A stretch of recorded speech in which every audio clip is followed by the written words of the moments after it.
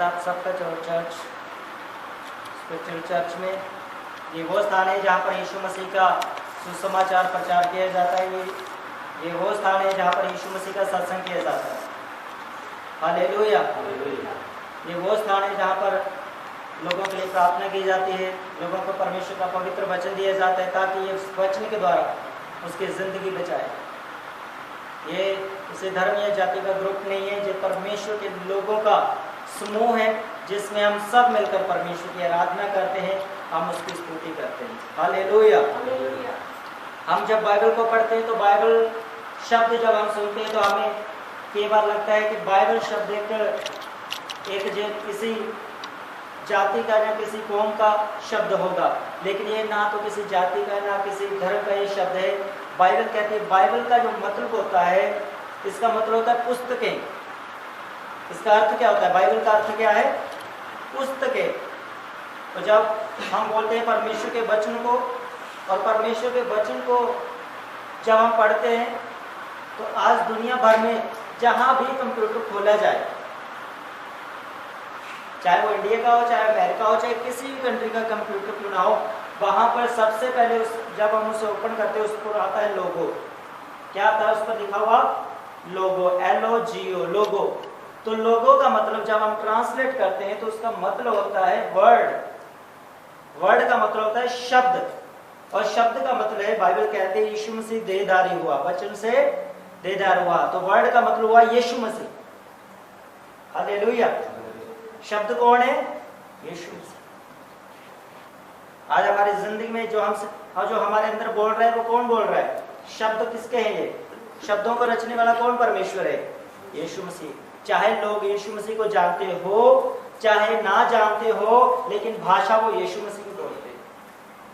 चाहे वो पंजाबी हो, हिंदी हो, डोगरी हो, पहाड़ी हो, इंग्लिश हो, लेकिन जब कोई शब्द अपने मुंह से निकालता है, इसका मतलब वो शब्दों का परमेश्वर जिसने शब्द हमारे अंदर भीतर डाला है, वही हमसे कहता है मैं ही तेरा परमेश्वर हूं, मैं ही तेरा प्रभु हूं। हालेलुया। ये जो सांसें चलती हैं, इन सांसों को चलाने वाला कौन है? वो शब्द। बाइबल कहती है सभी चीजें उसी के द्वारा, उसी के लिए रची गई है ताकि हम उसके द्वारा उद्धार पाए, हम छुटकारा पाए। आमीन। हम जब बाइबल में पढ़ते हैं, जब प्रभु यीशु मसीह इस संसार में 2022 साल पहले इस संसार में थे, वो सेवा को कर रहे थे, उन्होंने अपनी सेवकाई का जब आरंभ किया तो यीशु मसीह की सेवकाई का जो आरंभ है वो ऐसे नहीं हुआ कि एकदम यीशु मसीह आए, अपनी सेवा को काम को उन्होंने किया और इस दुनिया से वो चले गए। नहीं, यीशु मसीह के विषय में जब हम बाइबल में पढ़ते हैं, धर्मशास्त्रों में, ग्रंथों में हम पढ़ते हैं तो उसमें लिखा हुआ है कि जब ये सृष्टि रची गई, यीशु मसीह उससे पहले थे। हालेलुया। जब ये सृष्टि रची गई, जब ये दुनिया बनाई गई, जब मनुष्य को बनाया गया, इंसान को बनाया गया, उससे पहले कौन था? यीशु मसीह। बाइबल कहती है यीशु मसीह ने कहा मैं ही अल्फा और मैं ही ओमेगा हूँ। उसने कहा मैं ही शुरुआत हूँ और मैं ही अंत हूँ। उसने कहा ना मुझसे कोई पहले था और ना कोई बाद में है, सब कुछ मुझसे शुरू होकर मुझसे ही एंड होता है। इसका मतलब यीशु मसीह एकदम नहीं आए, वो कैसे आए, क्यों आए, उसके विषय में बाइबल कहती है। लेकिन यीशु मसीह सदा से है, वो परमेश्वर है, वो प्रभु हैं, परमेश्वर के इकलौते पुत्र के रूप में बाइबल हम पढ़ते हैं, लेकिन बाइबल कहती है वो खुद परमेश्वर है। अगर वो ना होते तो हमारी जिंदगी में कोई भी चमत्कार ना होते। अगर वो प्रभु ना होते तो दुष्ट आत्मा कभी भी हमें छोड़कर ना जाता। अगर यीशु मसीह प्रभु ना होते तो आज हम बीमारियों से, रोगों से चंगे ना होते। आज यीशु मसीह के नाम से दुष्ट आत्मा भाग कर ना जाते अगर यीशु मसीह प्रभु ना होते। वो प्रभु है तो बाइबल कहती है दुष्ट आत्मा भी जानती है कि यीशु मसीह कौन है, वो प्रभु है। हालेलुया। दुष्ट आत्मा भी जानती है यीशु मसीह कौन है, प्रभु है। मनुष्य के रचने के बाद जब मनुष्य पाप में गिर गया तो बाइबल कहती है उसको पापों से बाहर निकालने के लिए ना बकरों का लहू काफी था, ना भेड़ों का, ना मुर्गों का, क्योंकि आज भी हम देखते हैं लोग बलियां चढ़ाते हैं, लेकिन बलि चढ़ाने का आज मतलब कुछ और है, पहले मतलब कुछ और था। जब पहले बलि चढ़ाई जाती थी, परमेश्वर को बलि दी जाती थी, तो उसका मतलब होता था कि इस व्यक्ति ने जो पाप किए हैं तो पाप की मृत्यु सजा जो है, पाप की जो मजदूरी है, बाइबल कहती है वो मृत्यु है। लेकिन उस समय उस मृत्यु को मनुष्य क्या करता था, अपने ऊपर से टालकर वो मनुष्य उस जानवर के ऊपर अपने हाथ रखता था और कहता था कि जो पाप मैंने किए हैं, जो गलतियां मैंने की हैं, मैं इस भेड़ के ऊपर, मैं इस बकरे के ऊपर, मैं इस मुर्गी के ऊपर, जहाँ इन कबूतर के 2 जोड़ों के ऊपर अपने हाथ ऊपर रखता था और मानता था कि मैं पापी हूँ। और जाजिब उसके लिए जो समय उस मंदिर के अंदर जो सेवा व्यक्ति करने वाला होता था, वो हाथों को रुखाकर उसके ऊपर, जानवर के ऊपर प्रार्थना करता था और बाद में उस व्यक्ति को भेज दिया जाता था और उस जानवरों को बलि किया जाता था, उनको काट दिया जाता, उनका लहू बहाया जाता था, क्योंकि पाप की मजदूरी क्या है? मृत्यु। तो जो मृत्यु मनुष्य के लिए थी, वो मृत्यु बेजुबान जानवरों के ऊपर आ रही थी। तो परमेश्वर को ये अच्छा नहीं लगा कि एक मनुष्य के कारण एक जानवर को सजा मिले, जानवर को मौत मिले। तो परमेश्वर ने कहा मैं कैसी योजना बनाऊंगा, मैं ऐसा एक काम करूंगा, मैं अपना इकलौता पुत्र यीशु मसीह भेजूंगा, उसी के द्वारा सब मनुष्यों के ऊपर क्या आएगा? उद्धार आएगा। तो यीशु मसीह जब इस दुनिया में आए, जो लोग उससे पहले मरे थे, जो हमसे बाद मरेंगे, जो अब मर रहे हैं, सबके लिए, भविष्य काल के लिए, प्रेजेंट काल के लिए, पास्ट काल के लिए, सबके लिए यीशु मसीह एक ही बार मर गए। आज हमें जोर लगाने की जरूरत नहीं है, आज हमें कुछ भी काम करने की जरूरत नहीं है। आज हमें जरूरत है यीशु मसीह के ऊपर विश्वास करने की, और बाइबल कहती है वो विश्वास योग्य है हमें हमारे पापों से छुड़ाने के लिए। आमीन। यीशु मसीह क्या है? विश्वास योग्य हमें हमारे पापों से छुड़ाने के लिए। लेकिन वो हमारे पापों से कैसे छुड़ाएगा? हमें कैसे पता चलेगा यीशु मसीह ने मुझे क्षमा कर दिया? हमें कैसे पता चलेगा यीशु मसीह ने मुझे माफ कर दिया? मुझे कैसे पता चलेगा यीशु मसीह मेरे साथ है और वो मेरी जिंदगी में काम कर रहा है? हमें कैसे मालूम होगा? कैसे मैं समझूंगा, कैसे मैं जानूंगा? हम बाइबल में पढ़ेंगे, मरकुस रचित सुसमाचार उसका 2 अध्याय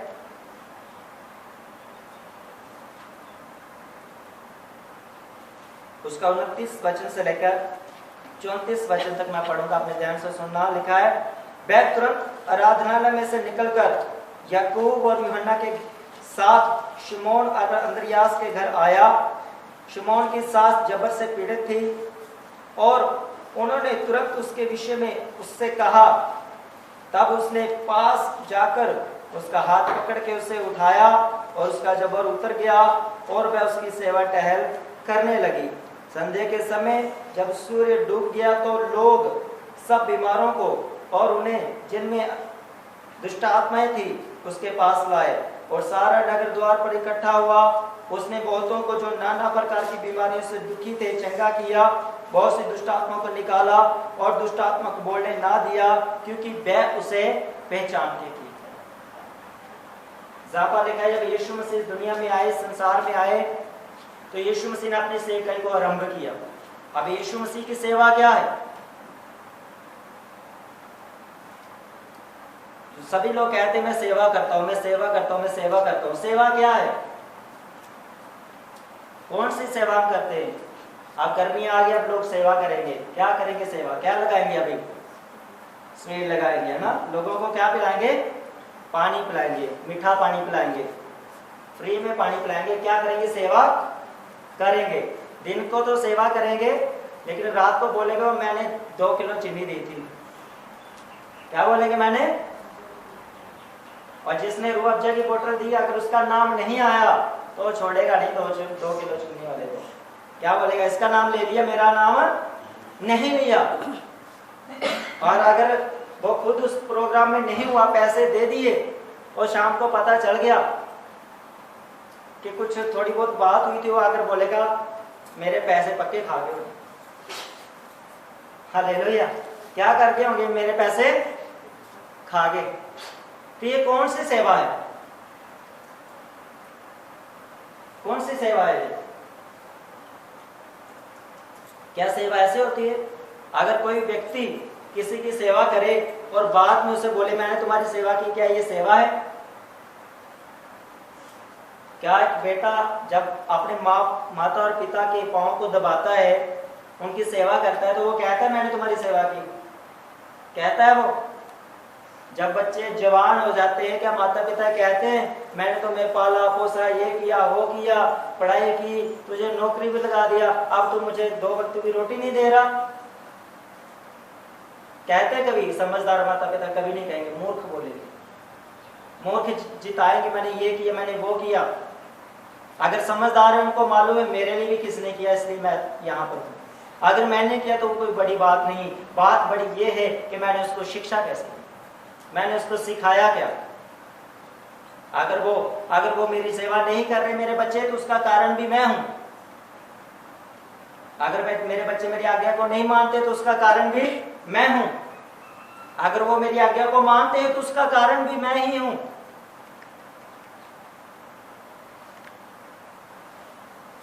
हालेलुया। जहां पर लिखा है जब यीशु मसीह ने अपनी सेवकाई का काम शुरू किया तो यीशु मसीह ने जो यहूदी धर्म से वो आए और बड़ाई जाति के वो थे, जब उन्होंने अपनी सेवा को शुरू किया तो उसने ना तो जाति में और ना धर्मों में सेवकाई को शुरू किया। लिखा वो गांव गांव घर घर जाके सेवा करने लगे और कहने लगे परमेश्वर का राज्य निकट आया है, तुम लोग अपने पापों से मन फिराओ, पापों को छोड़ो, नशे को छोड़ो, बुराइयों को छोड़ो, चुगली करना छोड़ो, लड़ाई झगड़ा करना छोड़ो और परमेश्वर की ओर आओ, प्रभु की ओर आओ, तो प्रभु तुम्हें क्षमा करेंगे और अच्छी जिंदगी देंगे। तुम जहां पर भी अच्छे रहोगे और स्वर्ग लोक में भी जो हमारा जीवन हमें मिलने वाला है उसमें तुम भले और चंगे रहोगे। ये थी प्रभु यीशु मसीह की सेवकाई। और लिखा उस सेवकाई को यीशु मसीह जब अकेले कर रहे थे तो यीशु मसीह ने 12 लोगों को चुना, उनमें से 4 लोगों के नाम यहाँ पर दिए गए हैं। लिखा है याकूब और यूहन्ना के साथ शिमोन और अंद्रियास के घर आया। यीशु मसीह कहाँ आए? सेवकाई के पहले चेले चुने हुए कौन थे? शिमोन और अंद्रियास, याकूब और यूहन्ना। याकूब और यूहन्ना ये दोनों सगे भाई थे। और शिमोन कौन व्यक्ति था? ये शिमोन वो व्यक्ति था जिसका नाम यीशु मसीह ने बदला, उसका नाम पतरस रखा। पतरस का मतलब होता है चट्टान। और यीशु मसीह ने कहा था कि इसी के ऊपर मैं अपनी कलीसिया को बनाऊंगा। आज हमारी स्थापना हुई है तो किसके ऊपर हुई है? इसी शिमोन पतरस के ऊपर, इसी के द्वारा जिसे यीशु मसीह ने कहा था मैं तुम पर ऐसी कलीसिया को बनाऊंगा, यानी कि मैं ऐसा समूह अपना बनाऊंगा जिसमें अधोलोक के फाटक भी प्रबल ना होंगे। हालेलुया। आज दुनिया भर में मसीही लोगों की संख्या दिन प्रतिदिन बढ़ती जा रही है। क्यों? क्योंकि ये इंसानों का काम नहीं है, ये मेरा और आपका काम नहीं है जो बंद हो जाएगा। ये किसका काम है? ये सर्वशक्तिमान परमेश्वर का काम है। ये तब भी राजा ने सिपाहियों को, गवर्नमेंट अफसरों को पैसा दिया कि ये काम बंद करवाओ। लिखा है और सब जाहिर हुए, सब प्रकट हुए, उनकी बेइज्जती हुई, वो लज्जित हुए क्योंकि वो यीशु मसीह को क्या कर रहे थे? बदनाम करने की कोशिश कर रहे थे। और बाइबल कहते हैं जो दूसरे के लिए खड्डा खोदेगा वो खुद उसमें गिर जाएगा। जो लोग इस सेवकाई के खिलाफ आते हैं, जो लोग मसीहत के खिलाफ बोलते हैं, जो लोग यीशु मसीह के विषय में जो है अशुद्ध बातें बोलते हैं, अनुचित बातें बोलते हैं, बदनाम करते हैं मसीही लोगों को। आज और चर्च में जो पैसे दिए जाते हैं, चर्च में तो धर्म परिवर्तन किया जाता है, और चर्च में तो मेहंदी नहीं लगाने देते, चर्च में तो गहने नहीं डालने देते, सुर्खी बिंदी नहीं लगाने देते। आना है नहीं, घर से मूर्खता की बातें लोग बोलते रहते हैं। परमेश्वर कहता है मैं एक एक बात का न्याय करूंगा। जैसे मैंने फैरो को समुद्र में मैंने मार गिराया, वैसे ये लोग अपने ही पापों में मर जाएंगे। परमेश्वर नहीं मारेगा। हालेलुया। परमेश्वर किसी को नहीं मारता। जब भी किसी की मृत्यु होती है, जब भी कोई बीमार होता है, तो बाइबल कहती है वो अपने ही पापों के कारण, अपने ही लालच के कारण, अपने ही दुख के कारण वो मरता है। परमेश्वर किसी को नहीं मारता। अगर परमेश्वर मारता होता तो फिर बचाता कौन? तो बाइबल कहती है दुनिया में 2 ताकतें, एक परमेश्वर और एक अंधकार की, जादू टूने की ताकत।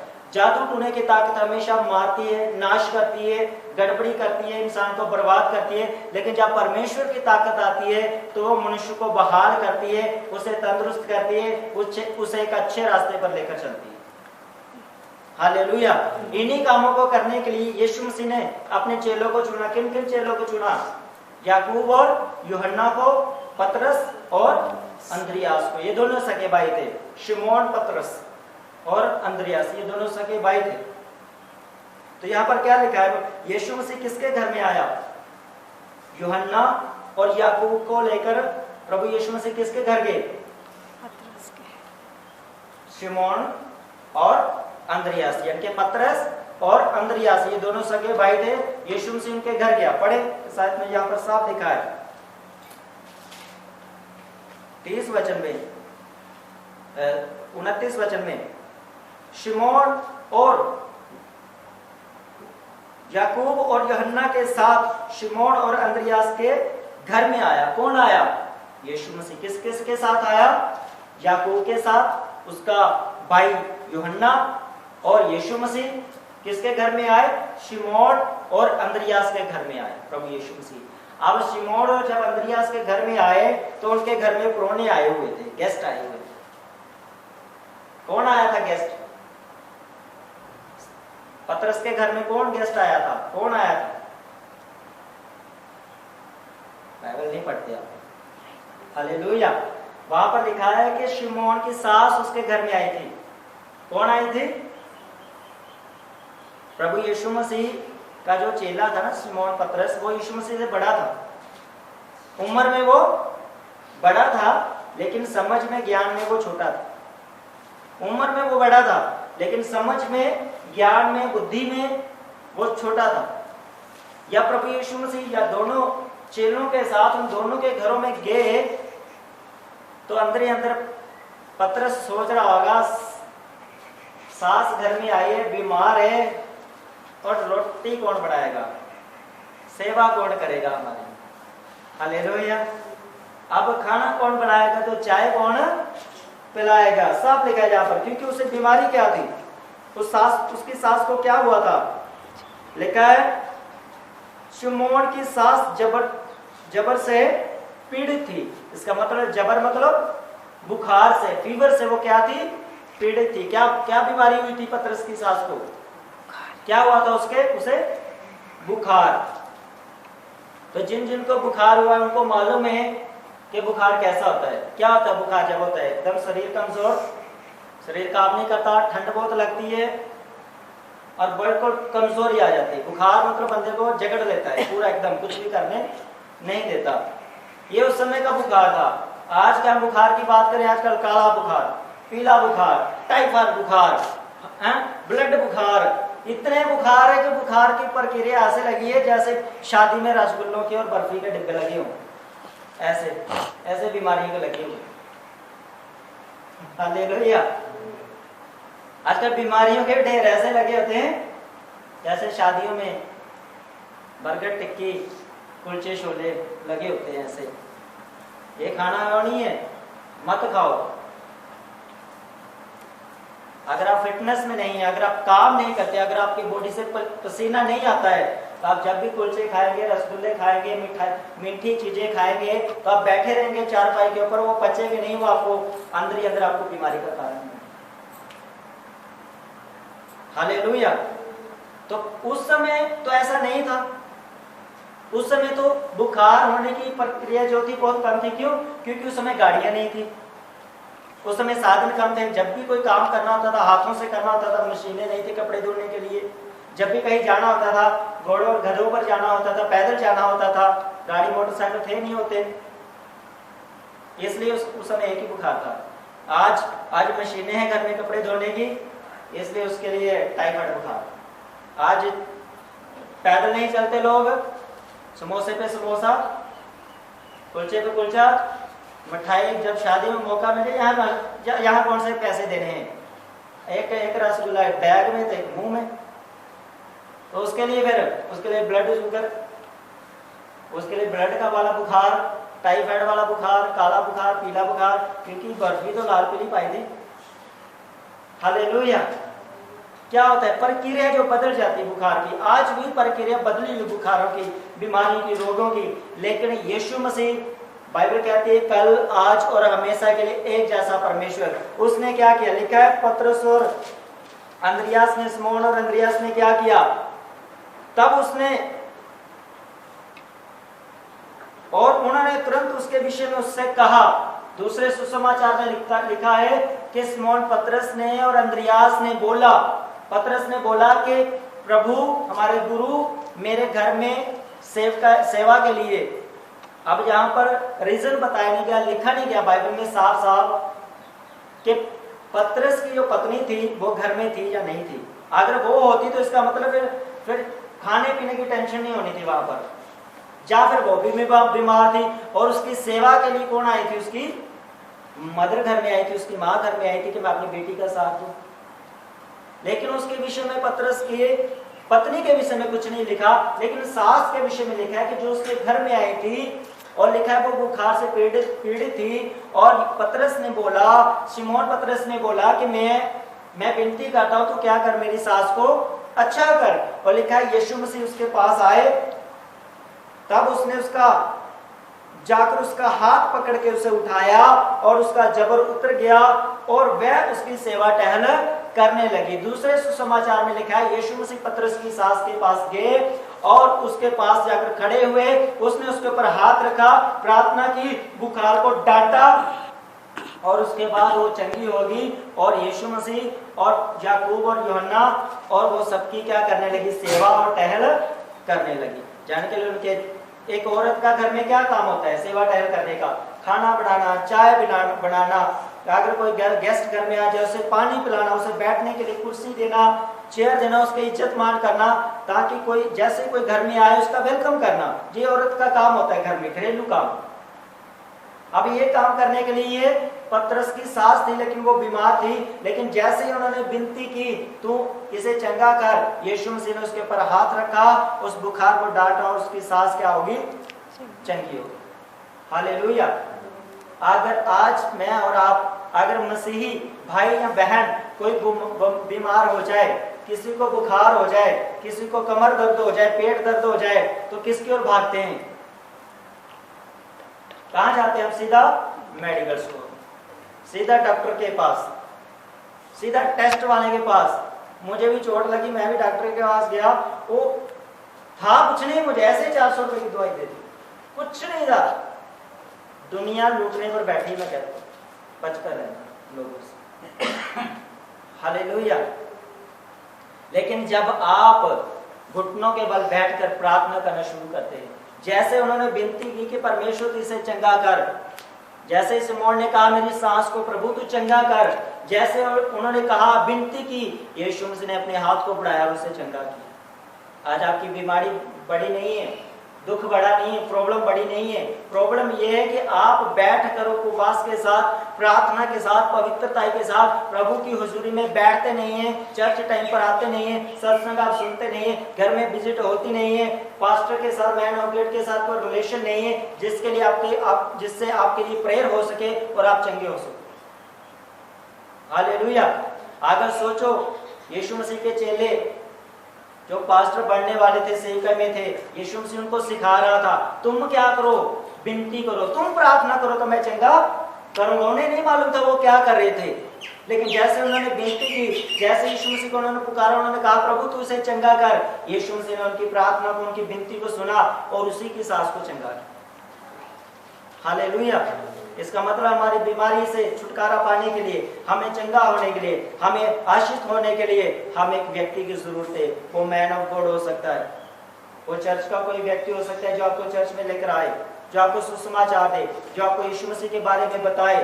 और जब यीशु मसीह के साथ आपकी मुलाकात हो जाए, उसके बाद आपने अपना रिश्ता बिल्डअप करना है, आपने अपने रिश्ता यीशु मसीह के साथ गहरा करना है। जैसे जैसे आपका रिश्ता गहरा होते जाएगा, बीमारियां, रोग, अंधकार की शक्ति, जादू टोने पीछे आने से भी आपको घेर नहीं पाएंगे। क्यों नहीं घेर नहीं पाएंगे? क्योंकि वो परमेश्वर, वो प्रभु आपके साथ होगा। हालेलुया। और जब ये चमत्कार हुआ, जब उसकी सास चंगी हुई, तो उन दोनों ने क्या किया? फिर क्या करना चाहिए था? उन दोनों चुप करके बैठ जाना चाहिए था।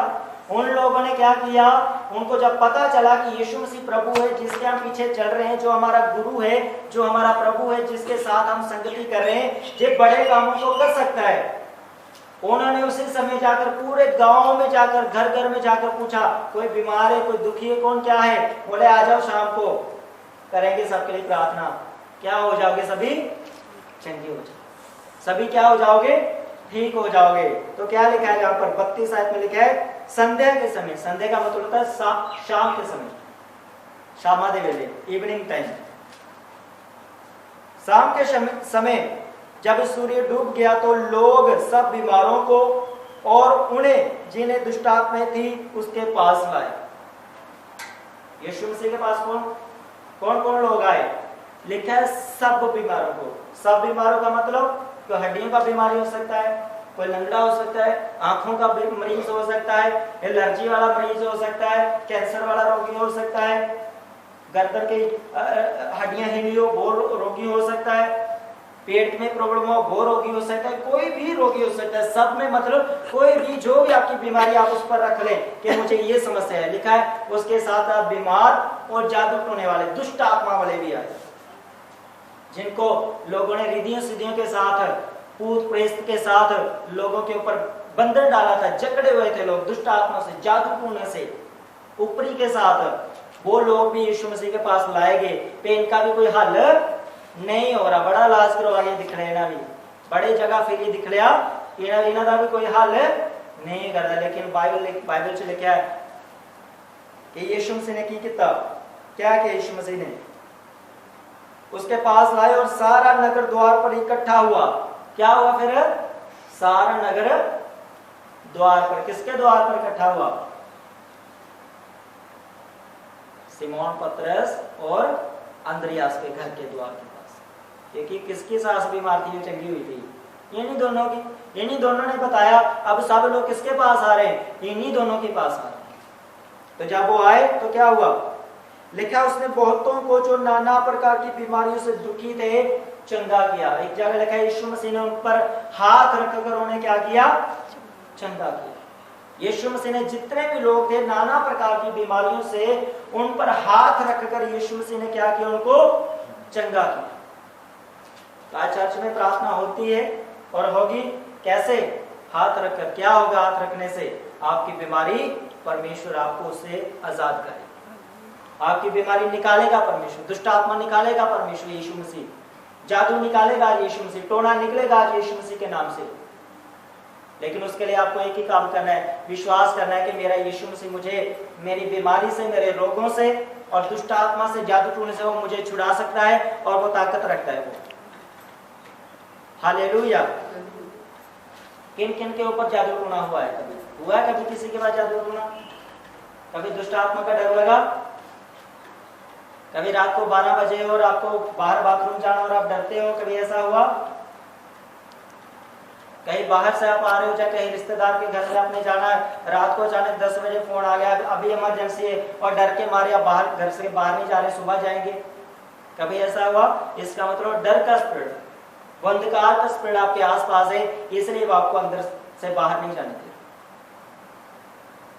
हालेलुया। मैंने इतना जो शैतानी दुष्ट आत्मा का जो मैंने फेस किया है, मैंने यहाँ कर किया, जहां पर जितनी दुष्ट आत्मा है, जितना जादू टोना मुझ पर किया गया, मुझे गिराने की कोशिश की, मैं 2 दिन तक इसी रामायण थम जाएंगे, बन जाएंगे बंदे के पुत्र, पर नहीं बनेंगे।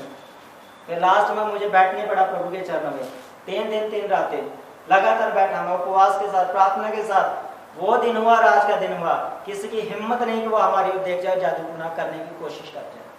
कारण क्या है? ताकत मुझ में नहीं है, ताकत आप में नहीं है। ताकत किसके अंदर है? जिस प्रभु की मैं सेवा करता हूँ वो ताकत है। कोई भी जादू टोना, काला जादू, कब्र का जादू, कहीं का भी जादू कर ले, टोना कर ले, कुछ नहीं होने वाला। क्योंकि यीशु मसीह वो ताकत है, वो सामर्थ है जिसके आगे सब फेल होते हैं, जिसके आगे बाइबल कहते हैं सब घुटने टेकेंगे और अंगीकार करेंगे कि यीशु मसीह कौन है? प्रभु है। बीमारी यीशु मसीह के नाम में घुटने टेकती हैं, आज आपको छोड़ के जाती हैं और वो जाएंगी आज। हालेलुया। क्यों? प्रभु की जो प्रभु का जो प्रचार बढ़ रहा है, क्यों प्रभु के काम जो बढ़ रहे हैं, वो इसलिए नहीं बढ़ रहे कि यीशु मसीह अच्छा प्रभु नहीं, इसलिए बढ़ रहे कि वो अच्छा था, अच्छा है और अच्छा करेगा, और आज भी वो काम करता है। आज भी प्रभु यीशु मसीह क्या करता है? काम करता है। वो बताता है आपको, वो आपके साथ है। कैसे बताता है? वो आपकी बीमारियों से आपको चंगा करके, दुष्ट आत्मा से आपको आजाद कर कर, ज्ञान देकर, पढ़ाई में अच्छी जॉब की ओर लेके जाकर वो कहता है मैं तुम्हारे साथ हूँ, वो बताता है मैं तुम्हारे साथ हूँ, वो अपने आप को प्रूफ करता है कि मैं तुम्हारा परमेश्वर हूँ। जो लोग उसे पुकारते हैं, बाइबल कहती है वो सुख पाते हैं। हालेलुया। तो यीशु मसीह ने सबको क्या किया? चंगा किया, नाना प्रकार की बीमारियों से। लिखा है 33वें, सारा नगर उस द्वार पर इकट्ठा हुआ, उसने बहुतों को जो नाना प्रकार की बीमारियों से दुखी थे चंगा किया और बहुत सी दुष्टात्माओं को निकाला और दुष्टात्माओं को बोलने ना दिया, क्योंकि वह उसे पहचानती थी। आज लोग, आज संसार यीशु मसीह को नहीं पहचानता, आज संसार यीशु मसीह को नहीं जानता। आज लोग, आज संसार यीशु मसीह को कहता है ये दूसरे धर्म का परमेश्वर है, ये दूसरी कंट्री का परमेश्वर है, ये दूसरे जगह का परमेश्वर है। लेकिन जब आपके ऊपर जादू टूना होता है, जब दुष्ट आत्मा आपके ऊपर होती, जब आप पूरे जकड़े जाते, जब कोई इलाज नहीं आपका होता, तब क्यों नहीं कहते कि ये दूसरे धर्म का, दूसरे जात का परमेश्वर जो मुझे छुड़ा नहीं सकता? वो तो नहीं कहता।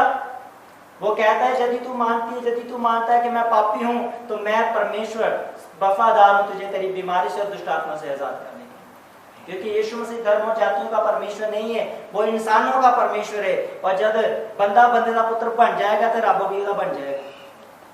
हालेलुया। और जब तक इंसान नहीं सुधरेगा, तो बाइबल कहती है परमेश्वर ने जो सिस्टम ऑटोमेटिकली, जिसे हम कुदरत कहते हैं, वो उसमें खाएगा पिएगा आनंद करेगा, लेकिन वो कभी भी स्वर्ग राज्य का वारिस ना होगा। वो इसलिए नहीं होगा कि जिस मकसद के लिए परमेश्वर ने उसे भेजा है, अगर वो नहीं करता तो उसमें फेल हो जाएगा। अगर बच्चा पढ़ाई लिखाई ना करे तो इसलिए इसका मतलब ये नहीं होता कि बच्चे मर जाते, नहीं, वो तब भी जिंदगी जीते हैं। हो सकता है पढ़े लिखों से ज्यादा लंबी जिंदगी वो जिए, लेकिन जो मजा पढ़े लिखे लोग जिंदगी का लेते हैं वो अनपढ़ नहीं ले पाते।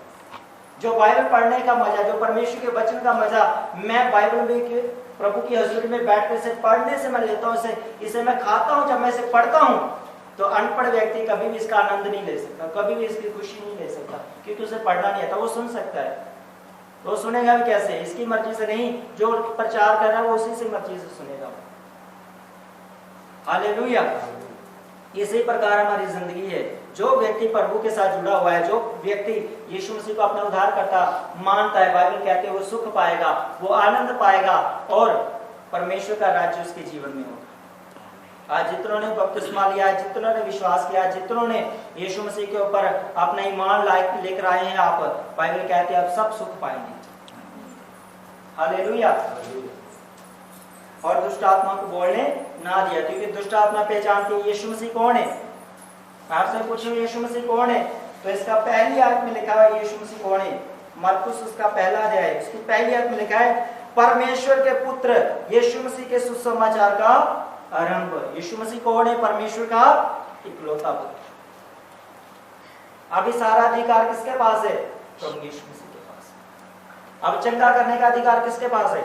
यीशु मसीह के पास। दुष्ट आत्मा को निकालने का अधिकार किसके पास है? यीशु मसीह के पास।